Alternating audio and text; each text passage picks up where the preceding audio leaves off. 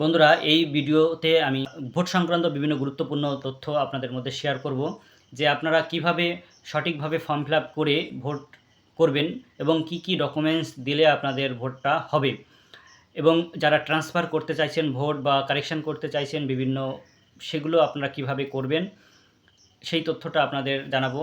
তবে একটি খুবই গুরুত্বপূর্ণ এবং অনেকেই হয়তো জানেন না গুরুত্বপূর্ণ তথ্য বা আনন্দ সংবাদ, সেটা হচ্ছে এখন কিন্তু ভোট হওয়াটা অনেকটা সোজা।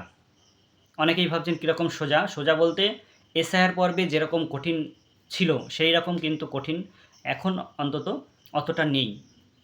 মানে হচ্ছে, যখন এসআইআরের সময় আপনাদের নতুন যাদের 18 বছর হয়েছিল তারা যখন ভোট করতে গিয়েছিলেন বা ভোটের জন্য আবেদন করেছিলেন, তখন কিন্তু তাদের দেখবেন প্রত্যেকটা গ্রামে খবর নেবেন যে 2-1টার বেশি ভোট কিন্তু নতুন ভোট হয়নি, যেখানে প্রত্যেক বছর কিন্তু প্রচুর সংখ্যক নতুন ভোটার হয়ে থাকে।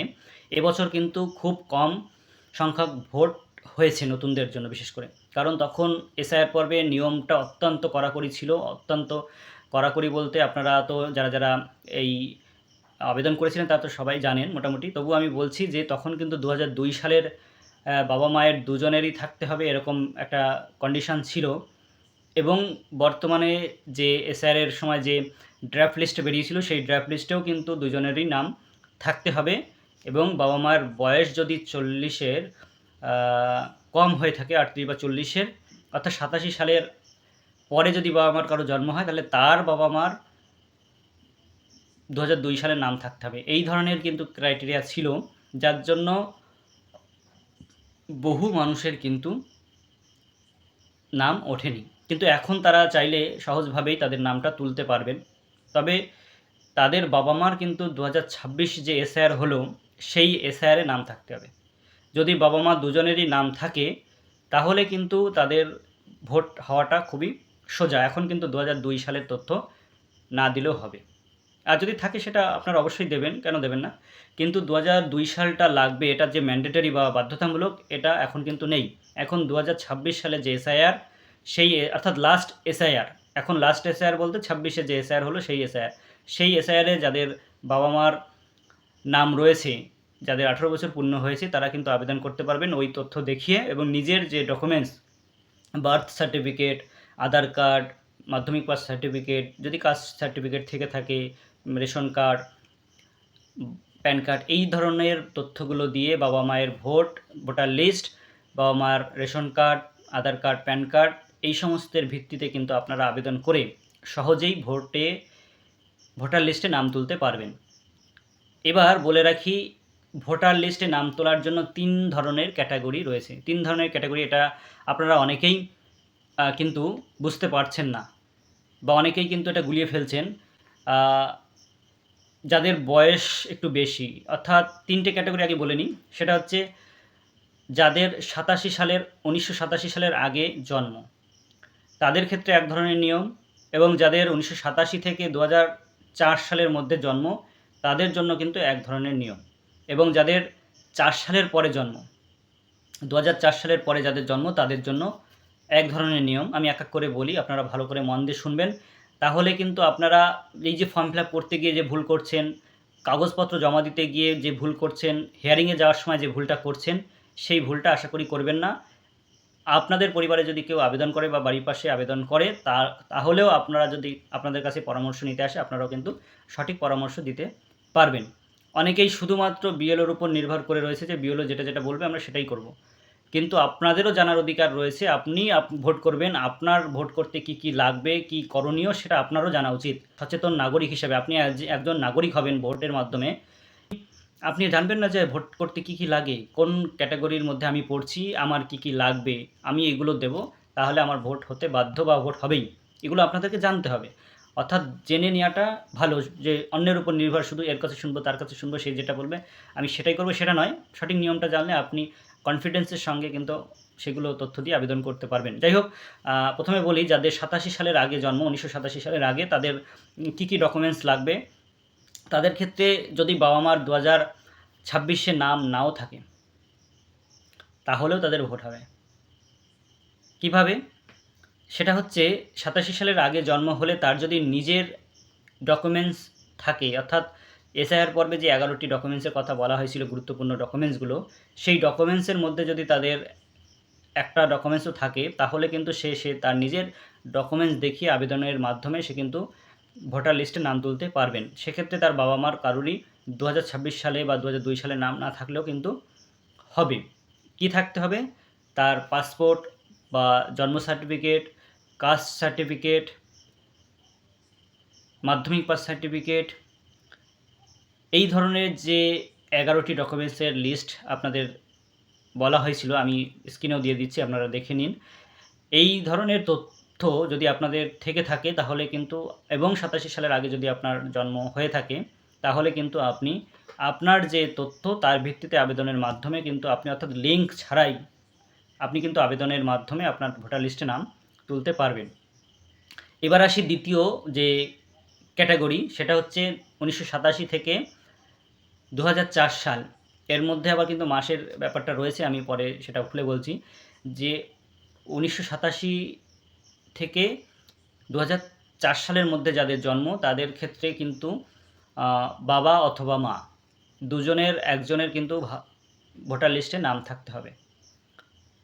একজনের থাকলেই হবে, আরেকজনের না থাকলেও কিন্তু তারা আবেদন করতে পারবে। এক্ষেত্রে তাদের কি লাগবে আমি একটু বলি। সেটা হচ্ছে বাবা অথবা মা কারোর একজনই যে 2026 সালে যে ভোটার লিস্ট, সেই 2026 সালে যে ভোটার লিস্ট, সেই ভোটার লিস্টে কিন্তু একজনের নাম থাকতে হবে। তার বাবা মার I card, Aadhaar card, ration card যা যা আছে আর কি সেগুলো। আর হচ্ছে আপনার তথ্য, অর্থাৎ আপনার জন্ম সার্টিফিকেট, কাস্ট সার্টিফিকেট, মাধ্যমিক pass certificate, Aadhaar card, PAN card, ration card, বিদ্যুৎ বিল বা গ্যাস বিল, এই ধরনের আপনার নামে যা যা রয়েছে সেগুলো আপনি জমা দিতে পারবেন। যার যেটা আছে আর কি। সবার কিন্তু জন্ম সার্টিফিকেট নেই, সবার কিন্তু মাধ্যমিক পাস সার্টিফিকেট নেই, সবার কাস্ট সার্টিফিকেট নেই। সেই হিসাবে আপনার যে ডকুমেন্টসগুলো রয়েছে আপনি সেগুলোই দেবেন। প্রত্যেকটা ডকুমেন্টসের নিচে আপনি সই করবেন, তারপরে জমা দেবেন। আর যখন ফর্ম ফিল আপ করবেন, সাইবার ক্যাফে গিয়ে করুন, নিজে করুন, সেখানে কিন্তু আপনি একটু সতর্ক থাকবেন যে আপনার যখন আপনি যেটা দেখাতে চাইছেন, অর্থাৎ যখন আবেদন করবেন তখন 2026-এর লিঙ্ক দেখাচ্ছেন নাকি 2002-এর লিঙ্ক দেখাচ্ছেন, সেই ভিত্তিতে কিন্তু আপনাকে ডকুমেন্টস দিতে হবে। যদি আপনি 2002-এর লিঙ্ক দেখিয়ে আবেদন করেন, দুটোই কিন্তু দেখানো যাচ্ছে, 2002-এর লিঙ্কও দেখানো যাচ্ছে, 26ও লিঙ্ক দেখানো যাচ্ছে। তা সেক্ষেত্রে যদি আপনি 26-এর লিঙ্ক দেখিয়ে আবেদন করেন তাহলে 26-এর তথ্যগুলো অবশ্যই দিতে হবে। আর যদি 2002-এর লিঙ্ক দেখিয়ে আবেদন করেন তাহলে কিন্তু আপনি 2002-এর তথ্যগুলো আপনাকে দিতে হবে।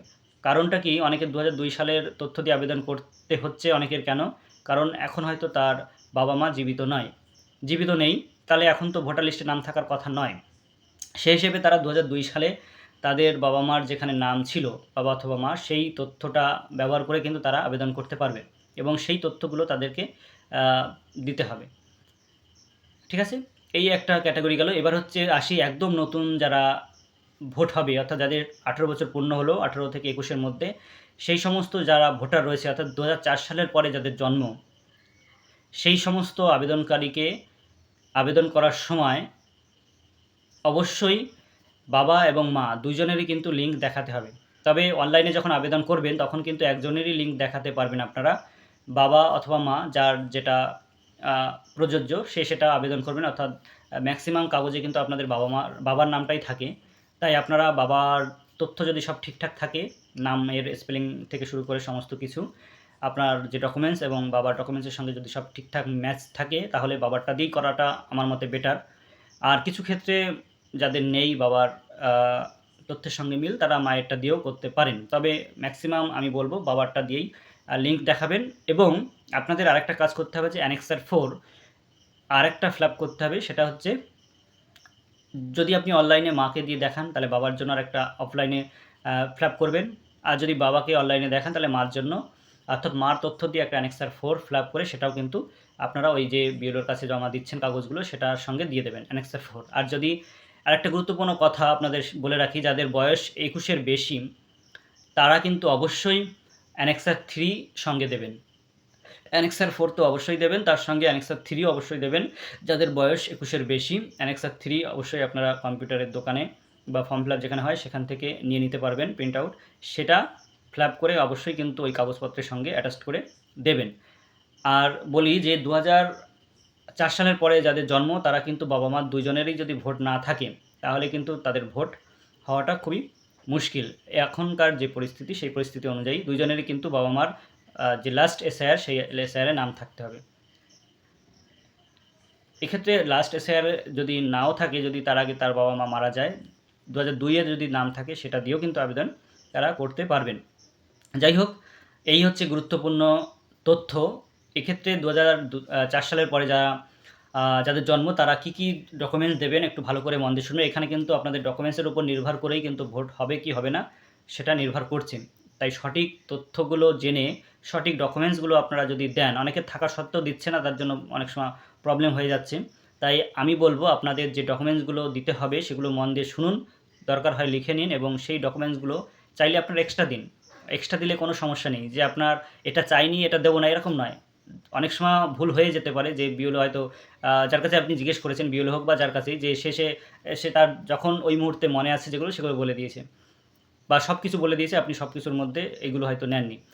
যাই হোক, অন্যরা যাই বলুক না কেন, আপনার যে তথ্যগুলো রয়েছে আমি বলবো যে আপনি সমস্ত তথ্যগুলো দেবেন। অনেক সময় লিঙ্ক পাওয়ার ক্ষেত্রে বা আপনার স্থায়ী বাসস্থান প্রমাণ করতে বা অনেক ক্ষেত্রে কিন্তু আপনার অন্যান্য যে ডকুমেন্টসগুলো কাজে লেগে যায়। আমি এসআইআরের সময় যা দেখেছি, অনেক তথ্য লিঙ্ক খোঁজার ক্ষেত্রে বা মিল থাকার ক্ষেত্রে, কানেকশান খোঁজার ক্ষেত্রে কিন্তু ওই তথ্যগুলো খুব গুরুত্বপূর্ণ হয়ে ওঠে, যেগুলো হয়তো ধরার মধ্যে আমরা ধরি না যেগুলো ডকুমেন্টস হিসাবে লাগবে, কিন্তু সেই তথ্যগুলোও কিন্তু অনেক সময় খুব গুরুত্বপূর্ণ সহায়ক উপাদান বা তথ্য হিসাবে কাজে লেগে যায়। যাই হোক, আমি বলবো সেগুলো হচ্ছে যিনি আবেদন করবেন ভোটের জন্য, অর্থাৎ যে আবেদন করবে তার জন্ম সার্টিফিকেট, তার মাধ্যমিক পাস সার্টিফিকেট, তার Aadhaar card, PAN card, ration card, এবং তার নামে যদি বিদ্যুৎ বিল থেকে থাকে বা গ্যাসের বিল থেকে থাকে বা আর যদি অন্য কোনো ডকুমেন্টস, কাস্ট সার্টিফিকেট হোক বা তার যদি পাসপোর্ট থেকে থাকে, এই ধরনের যে ডকুমেন্টসগুলো রয়েছে সেই ডকুমেন্টসগুলো দিতে হবে। তার সঙ্গে বাবা এবং মার দুজনেরই ভোটার লিস্ট 26 সালের যদি 2002-এ থেকে থাকে তাদের নাম, সেটাও দিতে পারেন। এবং অ্যানেক্সার 4 একটা তো অনলাইনের সঙ্গে আপনারা পাচ্ছেন, আর একটা হচ্ছে নিজে হাতে লিখে দিতে হবে। অ্যানেক্সার 4 বাবা মা দুজনেরই দিতে হবে। আর একটা হচ্ছে বাবা মার দুজনেরই আই কার্ডের জেরক্স, আধার কার্ডের জেরক্স, প্যান কার্ডের জেরক্স, রেশন কার্ডের জেরক্স, যদি বিদ্যুৎ বিল, কারেন্ট বিল এই ধরনের থাকে দিতে পারেন এক্সট্রা, যেগুলো ম্যান্ডেটরি নয় কিন্তু। শুধুমাত্র আপনি আধার কার্ড এবং আই কার্ড দিয়ে আবেদন করেও কিন্তু আপনি যোগ্য, কিন্তু অনেক সময় সেটা অনেকের ক্ষেত্রে সমস্ত যেগুলো চাইছে স্যার, সেগুলো হয়তো তার মনে নাও হতে পারে, তিনি চাইতে পারেন এক্সট্রা ডকুমেন্টস আরও প্রমাণের জন্য। তাই আমি বলবো আপনি সমস্ত তথ্যগুলোই দিয়ে দিন। যদি আপনার নামের হেরফের না থাকে, গরমিল না থাকে জন্ম তারিখে, তাহলে আপনি যে তথ্যগুলো সঠিক সেগুলো অবশ্যই দিয়ে দেবেন। এবং বাবা মায়ের যদি কাস্ট সার্টিফিকেট, জন্ম সার্টিফিকেট, মাধ্যমিক সার্টিফিকেট এই ধরনের কোনো ডকুমেন্টস থেকে থাকে সেগুলোও কিন্তু দিতে পারেন, সেগুলো দেওয়া যেতে পারে। যাই হোক, এইগুলো আমি বললাম। অবশ্যই কিন্তু ভোটার লিস্ট আর প্রত্যেকটা ডকুমেন্টসের নিচে কিন্তু অবশ্যই সই করে দেবেন। দেওয়ার পরে এগুলো আপনারা জমা দেবেন কোথায়? আপনার পার্টের যে বিএলও, সেই বিএলওকে আপনি জমা দেবেন। এগুলো হচ্ছে নতুন ভোটের ক্ষেত্রে আমি বললাম। পরবর্তী ভিডিওতে আমি বলবো যে কিভাবে আপনারা বিভিন্ন রকম যে সংশোধন, অর্থাৎ স্থানান্তর সংশোধন, অর্থাৎ এক রাজ্য থেকে আরেক রাজ্যে কীভাবে ভোট ট্রান্সফার করবেন, বা এক গ্রাম থেকে আরেক গ্রামে বা এক জায়গা থেকে আরেক জায়গা আপনারা এক জেলা থেকে আরেক জেলা কীভাবে ভোট ট্রান্সফার করবেন, আপনার নামের বানান, জন্ম তারিখের বা সমস্যা বা বিভিন্ন রকম স্পেলিং সমস্যা সেগুলো, বা বিভিন্ন রকম যে কারেকশান, সেই কারেকশানগুলো কীভাবে করবেন, কত নাম্বার ফর্ম ফিল আপ করবেন, কী কী ডকুমেন্টস জমা দেবেন, অর্থাৎ জন্ম তারিখ সংশোধন করতে গেলে কী জমা দিতে হবে, আপনি বাসস্থান পরিবর্তন করতে গেলে কী ডকুমেন্টস জমা দেবেন, কার কাছে আবেদন করবেন, কোথায় জমা দেবেন, এবং রাজ্য পরিবর্তন করতে গেলে আপনাকে কী করতে হবে, সমস্ত তথ্যগুলো আমি পরবর্তী ভিডিওতে আপনাদের মধ্যে বিস্তারিতভাবে আলোচনা করব। এই ভিডিওটি যথেষ্ট বড় হয়ে যাচ্ছে, তাই আপনাদের বলবো যে পরবর্তী ভিডিও আপনাদের জন্য আসছে, তাই ততক্ষণ আপনারা কিন্তু এই চ্যানেলটিকে এবং যারা ফেসবুক থেকে দেখছেন তারা এই প্রোফাইলটিকে অবশ্যই ফলো করে রাখবেন পরবর্তী গুরুত্বপূর্ণ আপডেট পাওয়ার জন্য। এবং তথ্যটি যেহেতু খুবই গুরুত্বপূর্ণ, তাই আপনারা একটু সকলের মধ্যে শেয়ার করবেন যাতে সকলের এই বিষয়টা একটু অবগত হয়। আর আমি যদি কোথাও কোনো পয়েন্ট মিস করে যাই যারা এই বিষয়টা একটু এক্সপার্ট তারা অবশ্যই এগুলো বলবেন যে আর কী হলে একদম সঠিকভাবে আবেদন করার মাধ্যমে নতুন ভোট হতে পারে। যদি কোথাও কোনো মিস্টেক হয়ে যায় বলার ক্ষেত্রে তাহলে আপনারা সেটা ধরিয়ে দেবেন। ধন্যবাদ সকলকে।